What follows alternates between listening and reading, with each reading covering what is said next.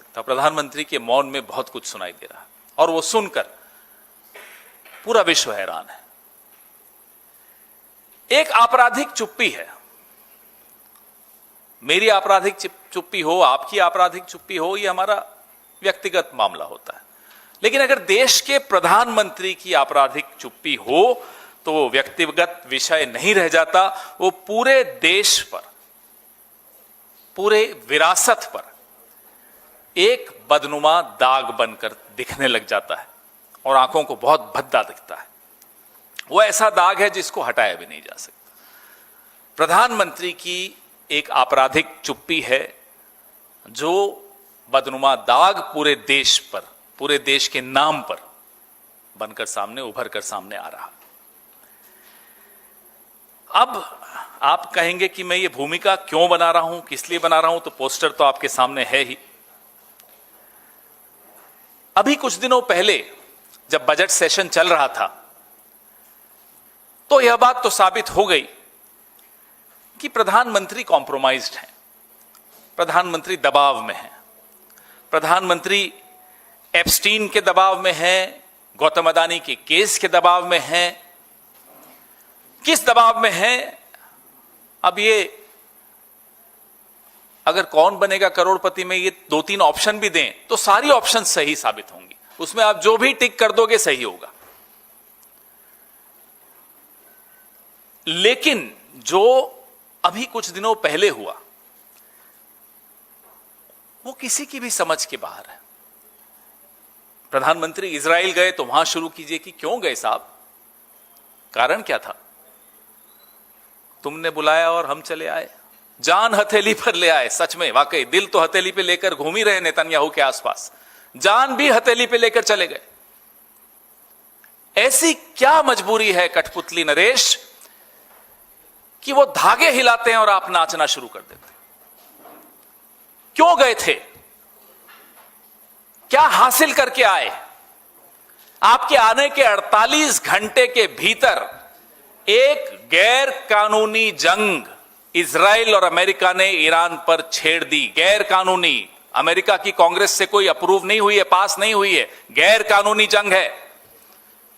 एक गैर कानूनी जंग आपके हिंदुस्तान लौटने के 48 घंटे में हो गई और एक राष्ट्राध्यक्ष जो कि शिया के धर्मगुरु भी हैं, आयतुल्लाह खामेनेई साहब, उनकी हत्या भी हो गई।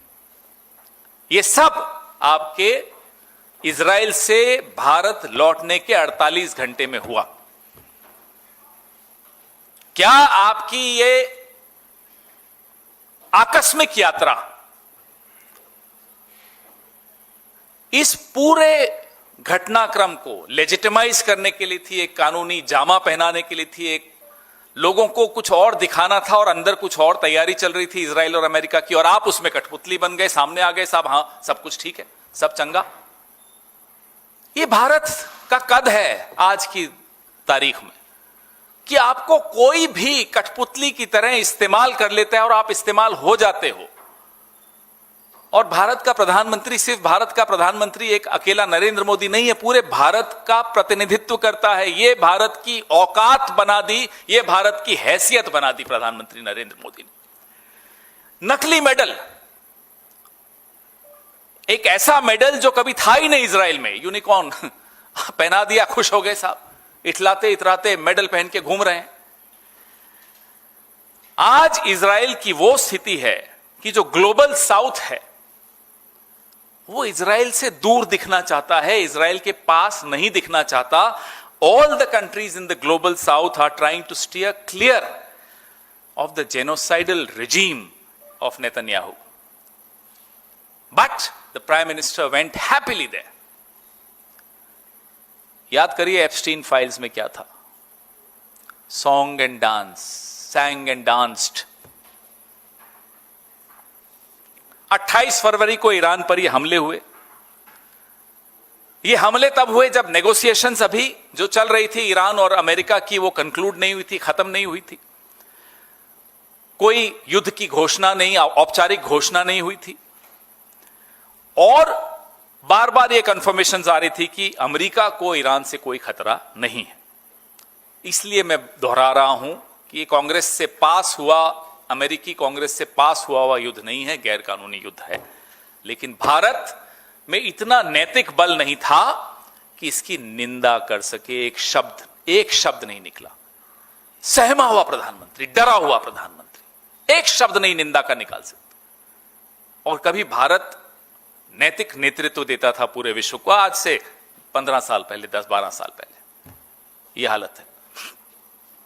1 मार्च को जो सुप्रीम लीडर ईरान के आयतुल्लाह खामेनेई साहब की हत्या हुई, जैसा कि मैंने आपको बताया, इंडिया ने, भारत ने, मोदी जी ने एक शब्द निंदा का उस हत्या की नहीं निकला उनके मुंह से। ये कौन सा नया भवन इन्होंने सेवा तीर्थ या जो भी बनाया है, सेवा तीर्थ से ईरान की जो एम्बेसी है, मुझे लगता है 1-2 किलोमीटर होगी। कंडोलेंस बुक खुली हुई है, नहीं जाएंगे प्रधानमंत्री। क्यों?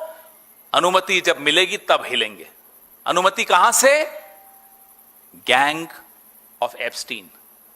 एप्स्टीन के गैंग्स कंट्रोल कर रहे हैं आज प्रधानमंत्री को। उनकी अनुमति के बगैर न शोक प्रस्ताव हो सकता है प्रधानमंत्री की तरफ से, न निंदा प्रस्ताव आ सकता है प्रधानमंत्री की तरफ से। अफसोस कि मेरे देश का प्रधानमंत्री गैंग्स ऑफ एप्स्टीन के कब्जे में है। नहीं जाएंगे, लिख लीजिए आप।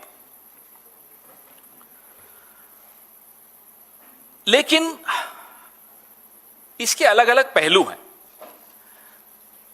एक तो पहलू जो मैंने आपको अभी बताया मानवीय है, दूसरा ऐतिहासिक है, सांस्कृतिक है। हमारे जो रिश्ते रहे हैं ईरान के साथ, हजारों साल के रिश्ते रहे हैं। प्रधानमंत्री खुद कहते हैं कि जो हमारा रिश्ते ईरान से इतिहास से भी पुराने हैं, ये प्रधानमंत्री का कथन है। तो ऐतिहासिक पहलू भी है, मानवीय पहलू तो है ही। संकट की घड़ी में आप मानवीय पहलू भूल जाओ, आप ऐतिहासिक पहलू भूल जाओ, आप कठपुतली बने घूमते रहो, नाचते रहो, फिरते रहो, अचानक इजराइल पहुंच जाओ, नकली मेडल पहन लो। लेकिन एक आर्थिक पहलू भी है। आर्थिक पहलू ऐसा जो मेरे और आपके घर के किचन तक आता है। वो इस वॉर, इस गैर कानूनी युद्ध का आर्थिक पहलू एक एक भारतवासी को झेलना पड़ेगा। मैं आंकड़ों के साथ मैं आपको बताता हूं कि व्यापारिक पहलू क्या है और क्या नुकसान हमें इसका होने वाला है। आप आइए, जो स्ट्रेट ऑफ हॉर्मुज है, जिसको ईरान ने अभी बंद कर रखा है। ईरान ने 2 देशों के लिए वो स्ट्रेट ऑफ हॉर्मुज उनके जहाजों के लिए खोल दिया, चीन और रशिया। भारत का नाम उस लिस्ट में आपने अगर उम्मीद की हो तो गलत उम्मीद की थी, नहीं है। क्यों नहीं है वो आपको मैं बता ही चुका हूं। प्रधानमंत्री की आपराधिक चुप्पी, प्रधानमंत्री का गैंग्स ऑफ एप्स्टीन द्वारा जो कंट्रोल है प्रधानमंत्री के ऊपर, प्रधानमंत्री के मुंह से एक निंदा नहीं निकले, प्रधानमंत्री के मुंह से एक शोक का शब्द नहीं निकले। ये कारण है कि स्ट्रेट ऑफ हॉर्मुज जो चीन और रूस के जहाजों के लिए खोल दिया, ईरान ने भारत के जहाजों के लिए बंद है। और आज जब मैं आपसे बात कर रहा हूं, 10,000 करोड़ का भारत का सामान, 38 जहाज और 1100 सेलर्स अटके हुए हैं। पॉइंट नंबर 1 मैं फिर रिपीट करता हूं। Shipping assets worth 10,000 crore rupees, 38 ships and 1,100 sailors are stuck. Bharat की जो Indian national ship owners association है, उसने भारत सरकार से आग्रह किया है, गुजारिश की है कि साहब मदद कीजिए। भारत सरकार मदद करने की स्थिति में नहीं है, क्योंकि ईरान के साथ भारत सरकार ने अपने तमाम, as they say in English, bridges have been burnt. सारे पुल तोड़ दिए हैं ईरान के साथ। अब आप किस मुंह से उनको कहे कि साहब हमारे ये 1100 सेलर्स, हमारा 10,000 करोड़ का सामान, हमारी 38 जहाज आने दीजिए? नहीं कह सकते आप। Look at the planning, look at the lack of planning, look at the lack of strategy. क्या नरेंद्र मोदी को इजराइल जाने से पहले नहीं मालूम था ये होने वाला है? क्या नरेंद्र मोदी को ट्रेड डील साइन करने से पहले, रूस से तेल मना कर लेने से पहले, ईरान से तेल लेने के लिए मना करने से पहले नहीं मालूम था ये सब होने वाला है? क्या खाक इंटेलिजेंस मिलती है उनको? अब अगर आप इंटेलिजेंस 2014 से लेकर अब तक पूरे विदेश मंत्रालय के अमले को दरकिनार करके हरदीप पुरी, एप्स्टीन और अनिल अंबानी के ऊपर निर्भर करोगे तो यही होगा जो हो रहा है। अब मैं आपको बताऊं कि पिछले 5 साल में भारत सरकार जो क्रूड ऑयल लेता है उसका आधा, लगभग आधा, और जो एलएनजी लेता है उसका भी आधा, और जो एलपीजी, जो हमारे घर में गैस होती है, 85% उस एलपीजी का इस स्ट्रेट ऑफ हॉर्मुज से निकलकर आया, जो आज बंद है भारत के लिए। नुकसान जो होने वाला है हमारे आपके घरों में, हमारे आपकी जेब को, यह नुकसान होने वाला है। जो हमारा हाई स्पीड डीजल है, जिसका 22% रोड ट्रांसपोर्ट पे जाता है, ट्रकों में और इन सब पे, 14% रेलवे उस पर निर्भर करता है, माइनिंग और क्वायरिंग पे 13% निर्भर करता है, मैन्युफैक्चरिंग 12% इस डीजल पे निर्भर करता है, shipping 7%, agriculture and food processing 4%, power generation 4% और मिसलेनियस 26%। इन सेक्टर्स, इन क्षेत्रों का क्या होगा, ये जवाब कौन देगा? एप्स्टीन देगा, हरदीप पुरी देगा, अनिल अंबानी देगा, कौन देगा? क्योंकि नीतियां तो यही लोग बनाते हैं। किस देश से रिश्ता रखना है, किससे नहीं रखना, ये तो मोदी के हाथ में ही नहीं है, क्योंकि मोदी की जो डोर है वो किन्हीं और हाथों में है, गैंग्स ऑफ एप्स्टीन के हाथों में है। गुजरात गैस ने अभी एक निर्णय लिया कि जितने उनकी गैस सप्लाई की एग्रीमेंट्स है इंडस्ट्रियल यूजर्स के साथ, उनको रेस्ट्रिक्ट कर दिया गया, उनको सीमित कर दिया गया, क्योंकि संकट की घड़ी है। अब 32% जो गैस, उस पे निर्भरता फर्टिलाइजर्स की है, 32%। सिटी गैस डिस्ट्रीब्यूशन, जो हमारे यहां कुछ जगह पीएनजी, ये सीएनजी है, जो पाइप्ड गैस है, वो है 19%। पावर 12%, रिफाइनरी 8%, पेट्रोकेमिकल्स 4%, और बाकी जो है ceramic, chemical, glass, metal, small customer है, वो 25%। ये हालत हो गई कि अब फर्टिलाइजर मैन्युफैक्चरर्स ने ऑलरेडी अपना आउटपुट कट करने का निर्णय लिया, क्योंकि कतर में जो लिक्विड एलएनजी की सप्लाई आती है वो सस्पेंड हो चुकी। तो मिडिल ईस्ट में जो गैर कानूनी युद्ध हो रहा है, उसका मेरे और आपके किचन पर जो प्रभाव पड़ रहा है वो सुन लीजिए। आज राहुल जी ने एक ट्वीट किया, आपने देखा होगा। वही चिंता जाहिर है जो चिंता इस देश के प्रधानमंत्री को तब होनी चाहिए थी जब उनके मुंह पे एप्स्टीन का टेप लगा हुआ था।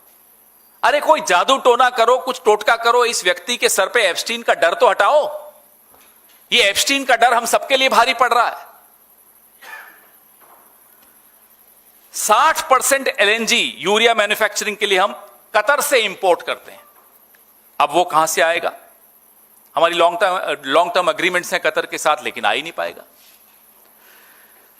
अब जो इफको है, उन्होंने अपने यूरिया प्लांट्स में ऑलरेडी रिडक्शंस कर दिए, कमी कर दी कि नहीं, अब नहीं निकाल पाएंगे, नहीं बना पाएंगे।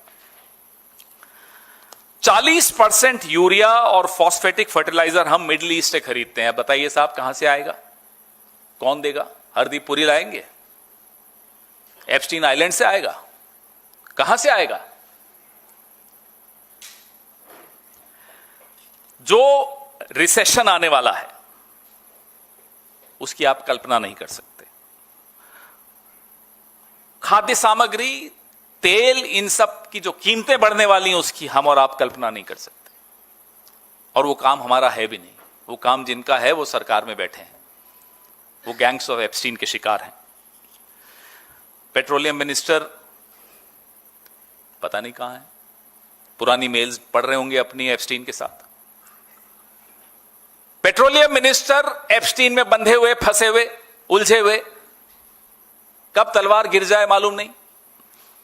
एग्रीकल्चर मिनिस्टर बेचारे अभी उस सदमे से ही नहीं निकले कि मैं मध्य प्रदेश का सीएम क्यों नहीं बना वापस, पार्टी का अध्यक्ष क्यों नहीं बना वापस। देखिए हालत क्या है हमारी कैबिनेट की। फॉरेन मिनिस्टर, अब लोग हंसते हैं उन पर, देश में भी और विदेश में भी, कि साहब आप जब एम्बेसडर थे अमेरिका के, तब एप्स्टीन और हरदीप पुरी तय करते थे कि भारत की विदेश नीति क्या होनी चाहिए, आप हो कौन, ये पूछा जाता है अब उनसे। तो उनकी भी आपने हालत देख ही ली, क्या कर दी। ये एक बहुत बार इस्तेमाल किया गया शेर है कि लम्हों ने खता की, सदियों ने सजा पाई। और वो खता एक आदमी ने की, नरेंद्र मोदी ने। और हम सब आज नहीं, आने वाली पीढ़ियां इसकी सजा पाएंगी। इस तरह की खता कर दी इन्होंने। अब हमारे प्रधानमंत्री जब वहां गए, मालूम था, हम तो यही मानेंगे उन्हें मालूम था कि आने वाले कुछ घंटों में वॉर होने वाला है, गैरकानूनी वॉर होने वाला है। चुप हैं। क्या गारंटी है कि ये गैंग्स ऑफ एप्स्टीन, किसी और देश, भारत भी उसमें शामिल हो सकता है? क्या गारंटी कि कल को ये हमारे साथ नहीं हो सकता? रूल बेस्ड ऑर्डर का महत्व यही है कि आज पड़ोसी के साथ हुआ, कल मेरे साथ हो सकता है। इसलिए एक रूल्स होने चाहिए, उन रूल्स पे देशों को चलना चाहिए। और रूल्स बेस्ड ऑर्डर का सबसे बड़ा हिमायती भारत रहा है, उसका ध्वजवाहक भारत रहा है। We have been the flag bearer of rules based order. और वो ध्वज नरेंद्र मोदी ने रौंद दिया, गिरा दिया। आज ये हालत है कि मोदी तो चुप हैं, खामेनेई साहब की हत्या पे चुप हैं, गैर कानूनी युद्ध जंग पे चुप हैं, लेकिन जो विरोध के लिए सड़क पर आए, वो सांसद हो, वो किसी शहर का पुराना भूतपूर्व मेयर हो, एफआईआर हो रही है साहब कि खामेनेई साहब की हत्या के विरोध में आप रोष व्यक्त नहीं कर सकते, आप शोक नहीं कर सकते, आप मातम नहीं मना सकते। ये मेरे देश का लोकतंत्र है। सांसद रूहुल्लाह मेहदी साहब की बात कर रहा हूं, उन पर एफआईआर हो गई, मातम भी नहीं मना सकते। ये इस देश की आज लोकतंत्र की हमने हालत कर दी, हमारे गैंग्स ऑफ एप्स्टीन ने। वो जरा चलाइए। अब मैं कल की घटना पे आता हूं। एक महासागर विजन थी हमारे देश के प्रधानमंत्री की, महासागर, ऑल बोल्ड में लिखा होता था महासागर। चलाइए वीडियो। खोजने में इन्वेस्ट करें। मुझे खुशी है कि आज भारत इस दिशा में लगातार कदम उठा रहा है। भारत पूरे इंडियन ओशन रीजन में फर्स्ट रिस्पॉन्डर भी बनकर उभरा है। बीते कुछ महीनों में ही हमारी नौसेना ने सैकड़ों जानें बचाई हैं, हजारों करोड़ रुपए के नेशनल और इंटरनेशनल कार्गो की सुरक्षा की है। इससे दुनिया का भारत पर भरोसा बढ़ा है, आप सबके कारण बढ़ा है। और इसलिए मैं आज आप सबका भी अभिनंदन करता हूं। भारतीय नौसेना, कोस्ट गार्ड, उन पर यह लगातार भरोसा बढ़ता जा रहा है। आज आप ही देख रहे हैं, आसियान हो, ऑस्ट्रेलिया हो, गल्फ हो, अफ्रीका के देश हो, सबके साथ आज भारत का आर्थिक सहयोग लगातार मजबूत हो रहा है। संबंधों की इस मजबूती में चलने तो चल ठीक ठीक। इंडियन ओशन रीजन में सुनिए, इंडियन ओशन भारत की उपस्थिति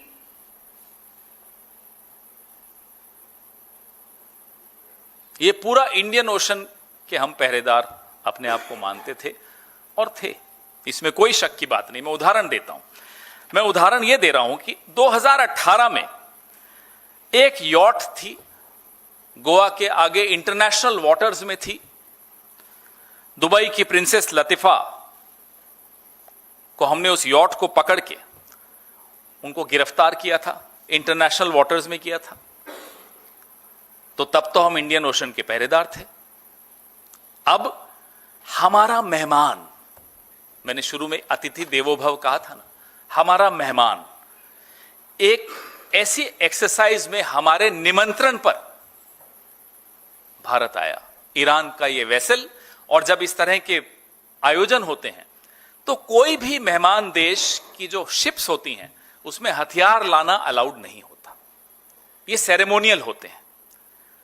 तो आपने किसी को बुलाया अपने घर, कहा निहत्थे होकर आना। उसके बाद कल हमारे देश की सीमा पर, श्रीलंका के और भारत के बीच में, ईरान का यह जहाज अमेरिका ने ध्वस्त कर दिया, नष्ट कर दिया, उस पर हमला बोल दिया, कई जानें चली गई। हमारा मेहमान था, हमारी इंडियन ओशन में था, जिसके बारे में प्रधानमंत्री जी देखिए क्या क्या ट्वीट करते थे। यह ट्वीट उन्हीं का है, इंडियन नेवी भारतीय महासागर की गार्जियन की तरह तैनात है, गार्जियन है। प्रिंसेस लतीफा के लिए तो गार्जियन थे भाई, उस वक्त तो हम इंडियन ओशन के गार्जियन थे। अपने मेजबान की एक परंपरा होती है, हम मेजबान थे, अपने मेहमान की हम रक्षा नहीं कर पाए। और एक और महत्वपूर्ण तथ्य इसमें हम लोगों से छिपा रह गया, सोशल मीडिया पे आपने देखा होगा, अमेरिका ने इस आयोजन में आने से अंतिम क्षण में अपने जहाज नहीं भेजे, अपने अफसर जरूर आए। मेहमान निहत्था होकर आया, एक बड़ा देश अंतिम क्षण पे कहता है साहब मैं जहाज नहीं भेज रहा, मैं अपने अफसर भेज रहा हूं। अफसर आए और हमारे मेहमान को खत्म कर दिया। यह हमारा प्रभाव है, यह हमारी हैसियत है, यह हमारी औकात है। गैंग्स ऑफ एप्स्टीन, याद रखिएगा ये 3 शब्द, ये भूलिएगा मत। ये इनको बड़ा शौक है ना इस तरह की पिक्चरें बनाने का, बननी चाहिए एक पिक्चर। क्या भारत को यह जानकारी नहीं थी कि अमेरिका ऐसा करने वाला है? नहीं थी तो क्यों नहीं थी? और अगर थी तो आपने क्या कदम उठाए अपने मेहमान की रक्षा करने के लिए, आपका प्रभाव का इस्तेमाल करने के लिए? जो प्रभाव हमें लगता था है आपके पास, जो पहले तो था, पिछली सरकारों के पास था। प्रिंसेस लतीफा का उदाहरण देखें तो लगता है था। क्या कारण था कि आपको अगर जानकारी थी तब आपने उस जानकारी का इस्तेमाल नहीं किया? ये पूरे विश्व ने देखा कि हमारे इंडियन ओशन में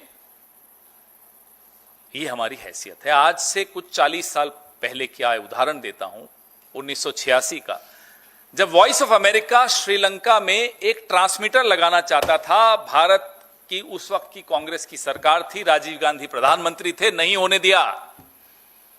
अमेरिका को पीछे हटना पड़ा। एक ट्रांसमीटर वॉइस ऑफ अमेरिका का नहीं लगने दिया। यहां एक जहाज डुबो दिया, टॉर्पीडो कर दिया अमेरिका के सबमरीन ने। और जो ये इंडियन ओशन है, हमारे पास ना केवल वह टेक्नोलॉजी है, भारत के निगरानी क्षेत्र में रहता है। भारत निगरानी भी रखता है और अन्य देशों को सूचित भी करता है अगर कोई सूचना देनी होती है इस विषय में। तो हम तो सुनते थे कि ये भारत नया भारत है, घर में घुस के मारेगा। ये क्या हो रहा है साहब? ये क्या हो रहा है? हमारे घर में, घर के आंगन में घुसकर हमारे मेहमान को मार रहे हैं। ये क्या नया भारत लगा रखा है आपने? What kind of a new India is this? Where we cannot protect, in our front yard we cannot protect our guests. We cannot protect our economic interests. We cannot protect our historical ties with nations around us, with Iran. We cannot utter a word of condemnation. We cannot utter a word of sympathy. We cannot utter a word of condolence. What kind of a new India is this?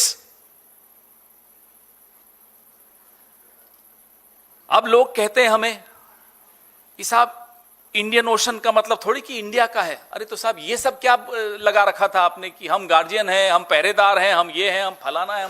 हम कुछ नहीं है। हम gangs of Epstein का एक प्यादा हैं। और भारत एक ऐसे चेसबोर्ड का हिस्सा बन चुका है जिसमें हम सिर्फ एक प्यादा है, वजीर भी नहीं है, हम तो एक छोटे से सिपाही हैं। यह हालत कर दी इन गैंग्स ऑफ एप्स्टीन ने हमारी।